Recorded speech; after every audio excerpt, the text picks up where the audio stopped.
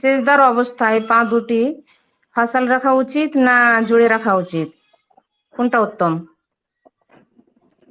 সাজদার অবস্থাতে যখন কেউ সাজদাতে যাবে তখন সে পা দুটিকে জমিয়ে নিবে, দুইটি পাকে সাঁটিয়ে নেবে। এর দলিল হলো মা আয়েশা রাদিয়াল্লাহু তাআলা আনহা বলছেন যে এক রাত্রিতে রাসূলুল্লাহ সাল্লাল্লাহু আলাইহি ওয়াসাল্লামকে আমি আমার বিছানায় খোঁজ করলাম, তো পেলাম না। সে যেহেতু রাত্রি অন্ধকারের ব্যাপার, সুতরাং মা আয়েশা রাদিয়াল্লাহু তাআলা আনহা আল্লাহর নবীকে হাত দিয়ে খুঁজতে লাগলেন। মা আয়েশা বললেন ফাওয়াকাত ইয়াদি আলা কাদামাই আন-নবী সাল্লাল্লাহু আলাইহি ওয়াসাল্লাম ওয়া হুয়া সাজিদুন। আল্লাহর নবী সিজদায়রত ছিলেন এবং সিজদায় থাকা অবস্থাতে আমি যখন অন্ধকারে আল্লাহর নবী খুঁজতে গেলাম তখন আমার হাতটা আল্লাহর নবীর দুই পায়ে পড়ল।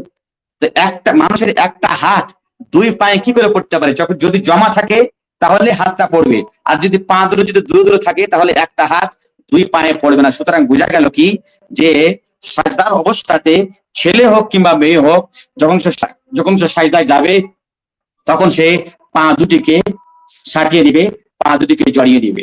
এটাই হলো সুন্নাত। জি।